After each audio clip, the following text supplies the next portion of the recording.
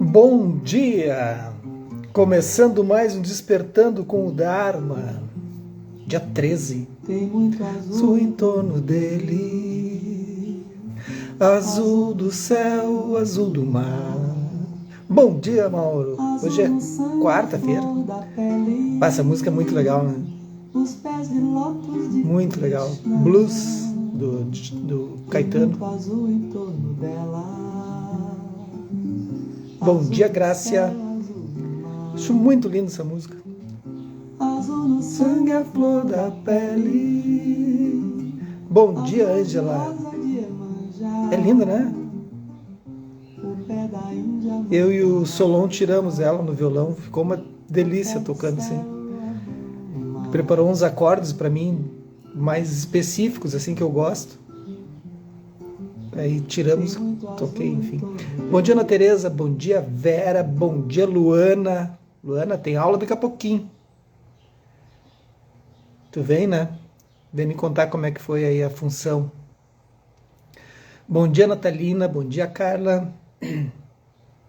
Então essa foi o Caetano com Blues. É uma música bem curtinha. Tudo certo aí no Rio, Ana Tereza? Stanley, tudo certo aí em São Paulo? Carla, como é que tá o bairro? Raquel, em Santa Maria, como é que tá? Dia 30 estarei em Santa Maria, Raquel.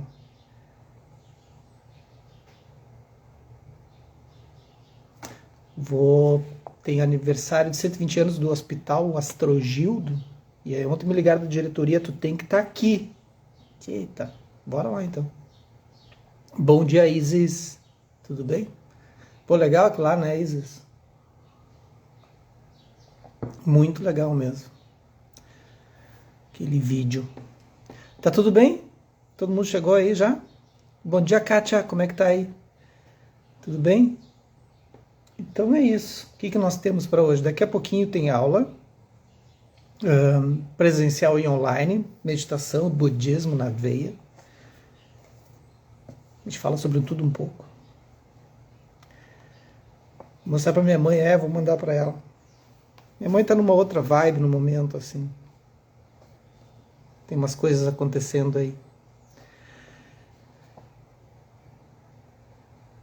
A Raquel diz, tudo bem aí, tudo bem, bastante chuva. Não, hoje está chovendo demais aqui, mas amanhã já abre, né?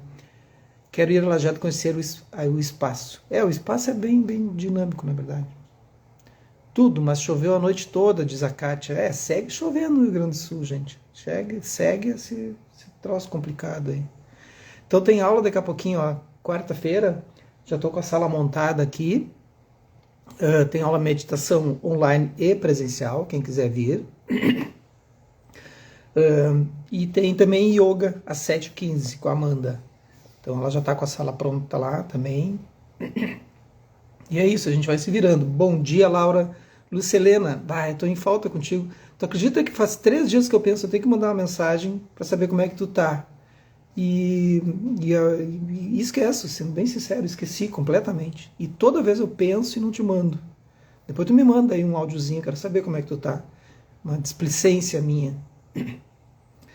Bom dia, mãe, como é que tá? Tudo bem? Bom dia, Conceição. Vamos lá, então? Então, ó, Buda rebelde. Melhorando, diz a Lucilena. Tá, mas me manda detalhes lá, preciso saber de ti. Buda rebelde, Ponlope Rinpoche, editora Lúcida Letra. Chove, né, Mona Lisa? Barbaridade. É muita água no nosso bairro. A Mona Lisa é minha vizinha aqui. Moramos colados um no outro ali. Tipo, casa com casa. Então aqui, ó, página 145. Em quem confiar? Se entregando ao poder superior da mente. Vamos lá? Em nossas culturas democráticas ocidentais, um relacionamento como esse provavelmente será questionado e com boas razões. Não queremos nos tornar membros de uma seita com um líder carismático ou abandonar o nosso próprio bom senso e a nossa capacidade de julgamentos. Desse modo, precisamos examinar a situação cuidadosamente. embora vivamos com a ilusão de que somos livres pensadores e tomamos as nossas próprias decisões, abandonamos o nosso pensamento independente com bastante frequência. Então, a gente pensa que é só quando a gente entra para uma seita, ou segue um guru, ou segue alguém, bom dia, Eliana, que a gente abandona nossos pensamentos. Né? A gente abandona o nosso pensamento o tempo todo. Podem pensar em várias situações aí, ver se não é verdade. Lança um tipo de comida ou alguma coisa, aí lança uma propaganda aí no Instagram, no Facebook, sei lá onde. E a gente vai correndo comprar, comer, lança alguma coisa, a gente tem esses aspectos subliminares das informações, né? E a gente imediatamente consome. A gente está sempre sujeito a não estar com um livre pensamento. Bom dia, Deni. Então troço maluco. A gente pensa, não, eu não sigo nenhuma seita, não sigo nenhum guru, não sigo nenhum político, não sigo nem sei o quê. E vai ver, tu segue várias outras coisas que são componentes mais subliminares, assim. Então, de alguma forma, o nosso pensamento está sempre um pouco aprisionado. A meditação, ela faz com que a gente tenha uma capacidade de perceber isso. Não significa que, são todos iluminados, não vão seguir nada. Vão seguir sim. Todos nós, eu vou seguir, tem um monte de coisa. Cada vez que eu vejo uma bike assim, eu tenho uma paixão por bicicleta, né? Aí tem a Specialized. A Dani pedala também, né, Dani? Tem a Specialized, que é um troço sensacional, assim, né? Essa marca. Né? Só vejo... Esse dia eu vi um aqui em Lajeado, passou com uma, fiquei louco de inveja, assim, tipo, sensacional. Ela deve flutuar, nem anda, né? Então são umas bobagens, né? Umas bobagens que a gente se apega, assim. Então eu fico olhando para isso. Aí meu pensamento está aprisionado. Pronto. Então dei um exemplo bobo, assim, qualquer coisa. Eu quero comprar uma que é uma Gravel, que ela é para pedra e para asfalto, sabe? Descobri que tem uma brasileira. Não quero comprar essas coisas americanas, assim. Tem uma brasileira montada, feita por um designer que é ciclista, um brasileiro que já ganhou várias provas, e ele desenhou a bicicleta. E ela é montada ali em Manaus. Tem uma fábrica de bicicletas, ele desenhou, montou, tem uma equipe, muito legal, uma bicicleta para andar assim. Brasileira, totalmente tupiniquim, até as cores. É muito legal isso. Eu sou fissurado em bicicleta. Me perdi aqui já. De fato, há tantas autoridades em nossa vida que é difícil descrever todas. Todo mundo está nos dizendo o que pensar e o que fazer. Olha o que ele diz aqui. Abortar é certo ou não? Devemos votar pelo casamento gay? Queremos mais armas ou nenhuma arma? Fumar deveria ser proibido? Assassinos devem ser executados ou aprisionados por toda a vida? Em quem confiar? Então ele está dizendo aqui, está dando exemplos bem radicais, né? O tempo todo nós estamos sendo testados, assim, se o nosso pensamento é realmente livre ou ele segue uma tendência, né? Alguma tendência a gente sempre vai seguir. Em quem confiar? Quando se trata dessas questões maiores, em nossa celebridade favorita, em nosso partido político, no presidente, no Papa, em quem vocês acham que a gente deve confiar, gente? Aonde está o discernimento?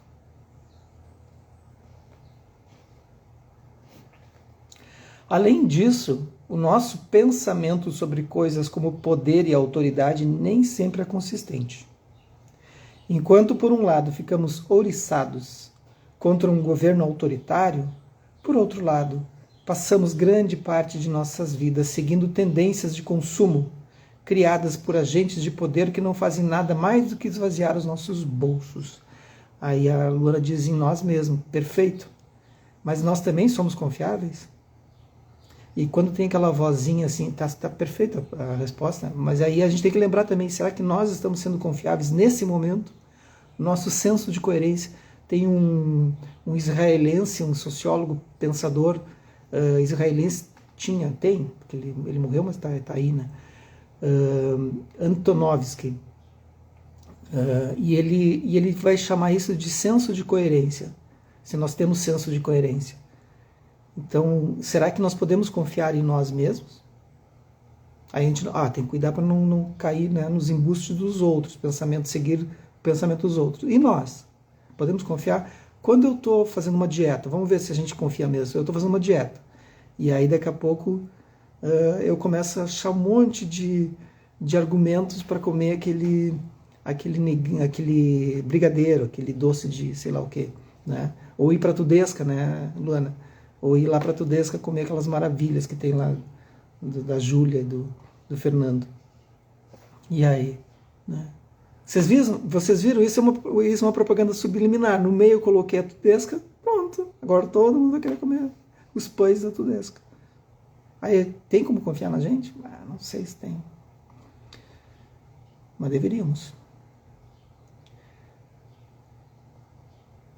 Nosso relacionamento com o professor espiritual deve significar algo para nós, pois a razão pelo qual esse professor existe é para nos ajudar a reaver a nossa verdadeira independência.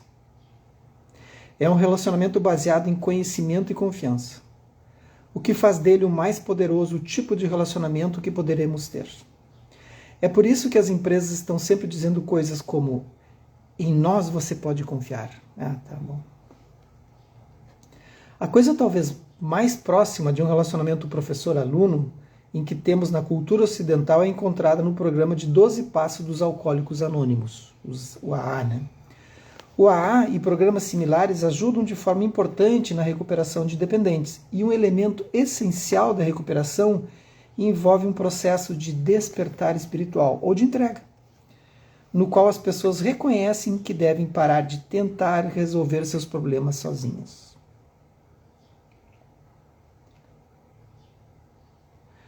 Bom dia, eu li cheirosa, mas não é rosa. Primeiro eu li Dramin, depois eu li que Dramin era cheirosa, depois eu vi que era rosa. Barbaridade. Dramichele rosa, deve ser algo assim. Interessante esse nome.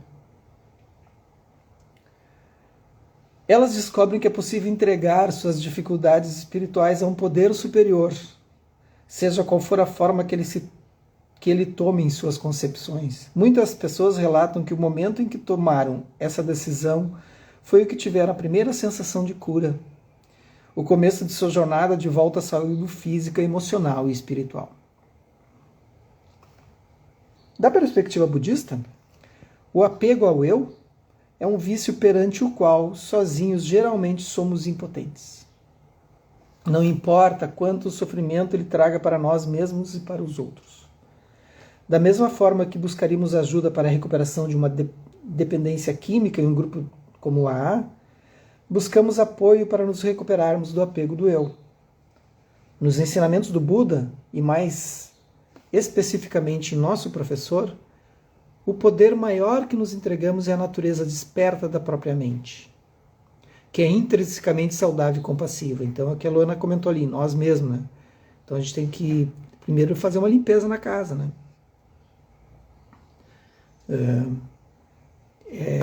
É o mesmo que tu tem uma casa que tu não abre há muito tempo, não consegue abrir porque não tem sol, porque não sei o que, porque tá fechada há muito tempo, e aí, enfim, ela tá ali, ela acaba ficando suja, com vários insetos, não fica salubre, né? Começa a ter aquela coisa, né? Ar pesado e tudo mais. Assim é a nossa mente. Como é que eu vou confiar? Como é que eu vou simplesmente entrar naquela casa e vou confiar que eu não vou ficar doente porque tem, sei lá, mofo nas paredes, tem insetos que podem ser prejudiciais para mim, uma aranha, alguma coisa assim. Enfim, eu vou confiar nisso? A mesma coisa na nossa mente. Se eu não fizer uma limpa nela primeiro, será que eu confio nas minhas decisões? Será que essa decisão é a mais acertada? Então eu preciso fazer uma limpa.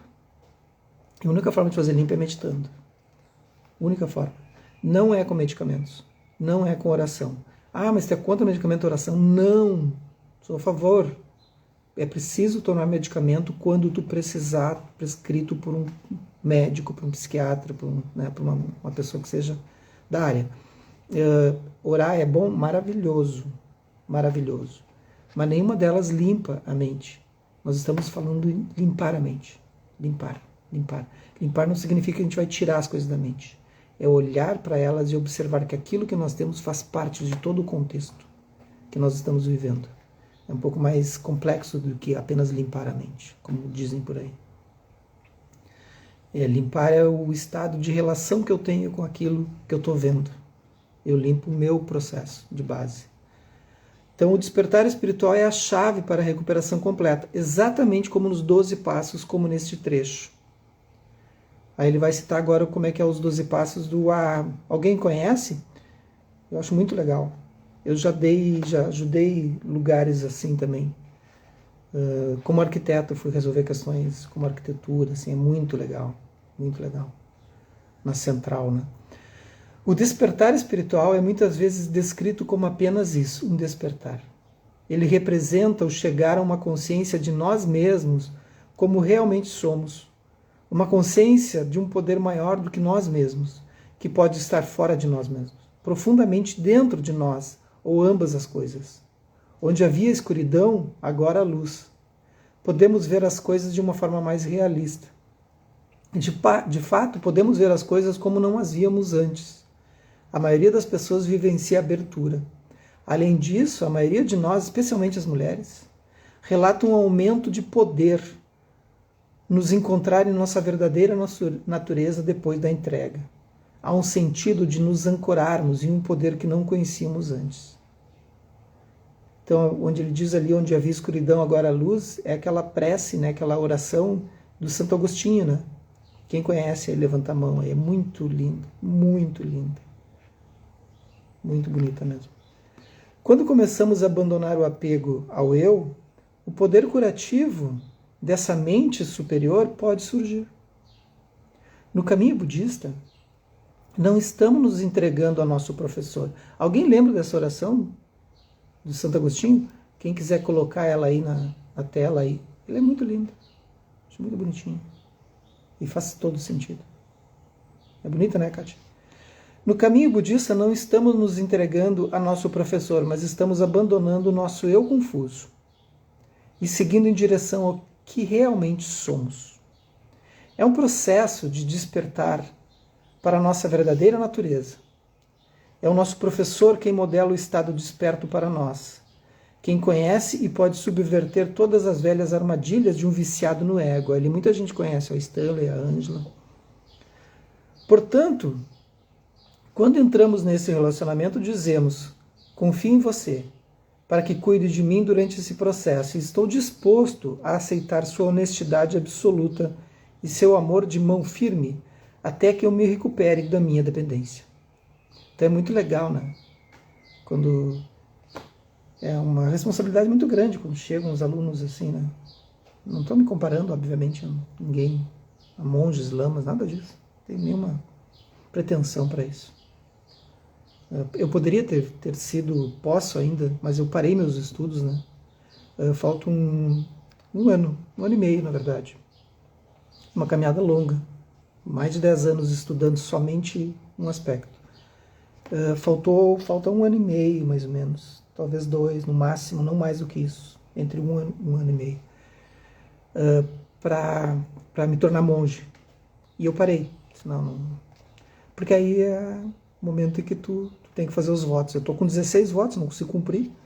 Aí tem que cumprir dos 250, imagina. Eu vou quebrar todos eles, todo dia. Sem nenhuma dúvida. 16.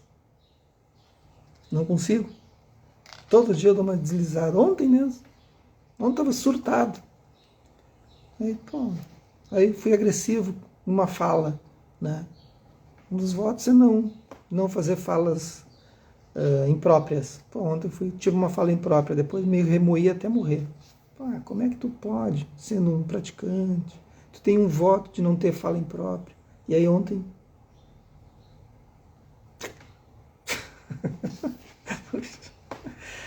como é ruim. E a gente se sente mal depois, né? A pior coisa que tem. É que nem beber, né? Tu bebe, é maravilhoso, né? Na hora, eu fiz o que tinha que fazer. Aí depois... Essencialmente, o nosso amigo espiritual tem a nossa permissão de aumentar a pressão, apertar os nossos botões, colocar combustível no nosso fogo de sabedoria, para que ele brilhe de forma mais intensa e queime o nosso apego ao eu. Confiamos que o nosso professor faça isso, e que também se assegure de que o fogo não saia de controle e se torne destrutivo. Bom dia, Sandra. Então é isso. Vou terminar esse aqui. Linhagem. Linhagem. Embora cada tradição seja diferente, há critérios que deixam claras as qualificações que tanto o professor quanto o aluno precisam ter para se engajar nesse relacionamento. Estas exigências existem para que o relacionamento seja benéfico para ambos os lados. Por exemplo, o professor precisa ter uma linhagem genuína desde o Buda. Então, uma linhagem genuína. Né? Eu já mostrei para vocês, né? Eu tenho uma linhagem, eu estou na linhagem do Zen, eu tenho uma carta oficial escrita em japonês, né? Um selo, tem um selo com o meu nome oficial, em que vem da linhagem do Buda, vai passando por todos, né? Vai passando por todos os mestres que se iluminaram, chegando até aqui no Brasil, passando por um monge Dengaku, que me passou a transferência oficialmente, e aí tem meu nome. Então tá ali, pá, né, esse carimbo. E isso para mim é não é uma questão de arrogância de falar isso, é de um orgulho e de uma... É quase uma pressão, assim, por honrar isso, essa é a palavra. Eu honro muito isso, honro muito isso. Eu às vezes pego esse selo, essa carta que eu tenho, né, é quase um origami, ele todo tem que desdobrar, é enorme, assim. E fico olhando aquilo assim com o maior orgulho. Nossa, como é que eu tô ligado na árvore genealógica do Buda, né? Pá, como é? Eu fico muito, muito feliz, assim. Realmente é um processo interessante.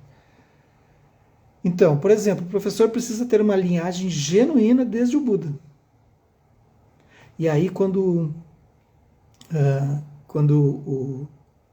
o monge Dengaku, quando eu participei do Jukai, né, que é essa transferência de votos, aí ele repete 3 vezes, né, e ele diz algo parecido assim: somente um Buda pode fazê-lo, né? Ele repete: tu aceita isso? Eu digo aceito. E ele digo: e eu o farei, né? A transmissão, né? Me arrepiei todo agora, me lembro da cena. Então, quando ele diz isso, assim, ele está dizendo: eu sou o Buda agora, através da linhagem, agora eu falo pelo Buda. Somente um Buda pode fazer isso que eu estou fazendo. E eu o farei. E ele diz com assertividade, assim. Aquilo, quando vem, bate, nossa, fiquei... É muito lindo, é muito lindo. O aluno precisa ser espiritualmente maduro e comprometido com esse caminho. Quando essas condições existem, então existiram condições, né, para que pudesse seguir esse caminho, né? E causas, né?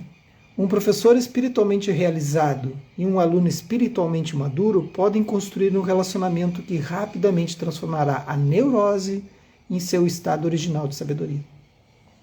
O que é a linhagem? Em certo sentido, se refere à sucessão de pessoas que desde o tempo do Buda receberam, realizaram e então passaram adiante a sabedoria que conduz o estado desperto. Em outro sentido, a linhagem é a própria sabedoria, o conteúdo de que é passado de professor para aluno, geração após geração. Então, quando eu vejo o Buda, eu vejo o Dharma. Quando eu vejo o Dharma, eu vejo o Buda, né? Poderíamos dizer que também é o processo de transmissão, isso que eu recebi, né? A comunicação contínua da sabedoria vinda das pessoas realizadas para seus filhos espirituais e o desenvolvimento de sabedoria neles até que sejam maduros, independentes e fortes o suficientes para passá-las adiante para os outros. Nesse sentido, as figuras históricas na tradição budista são nossos ancestrais, os pais e mães de nossa realização, porque passaram adiante os métodos para o despertar. Hoje, somos capazes de nos conectar com eles, então podemos pensar na linhagem como a nossa árvore genealógica. É muito lindo. Alguém tem curiosidade de ver essa carta? Uma hora eu mostro. Mas eu já mostrei aqui. Vamos lá, então.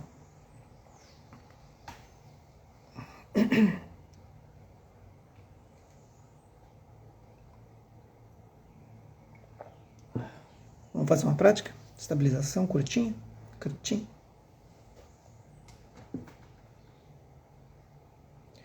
Deixem o corpo numa posição confortável.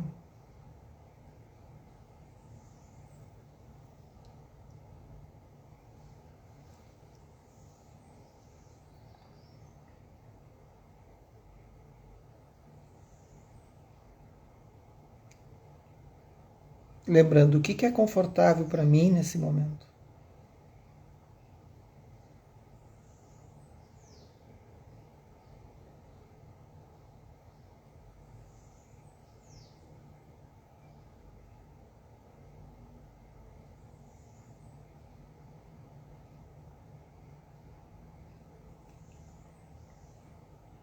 Por alguns instantes, levando atenção aos sons à sua volta.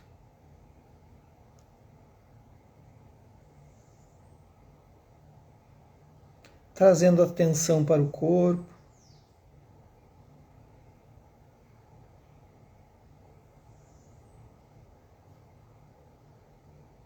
Percebendo o calor, o frio do corpo, as zonas de tensão, zonas de relaxamento, zonas de dor, se houver.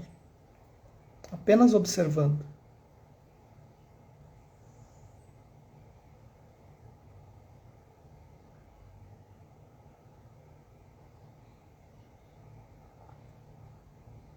Observe da mesma maneira que o elemento terra, que a terra, absorve tudo que ela recebe. Ela não julga. Ela recebe a chuva em excesso, a água. Ela recebe o lixo, os dejetos, animais e humanos. Assim como a terra, nós podemos aprender com a terra que absorve tudo sem julgar. E ela transforma tudo.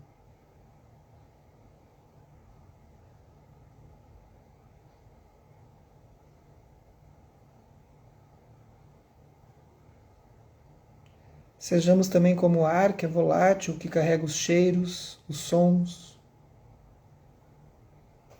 mas não prende para si nenhum deles.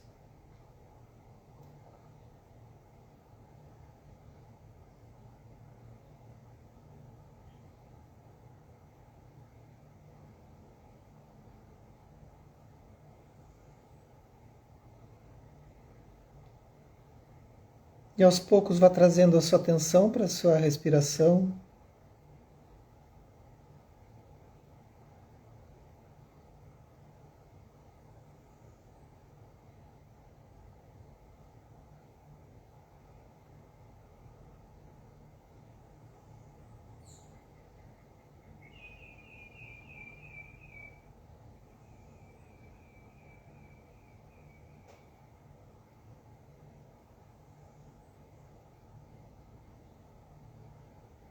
E agora se faça a seguinte pergunta.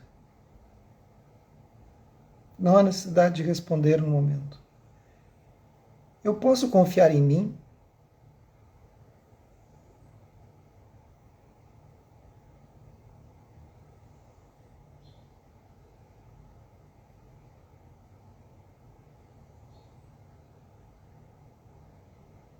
Eu posso confiar em mim plenamente nas minhas decisões mentais, emocionais e físicas?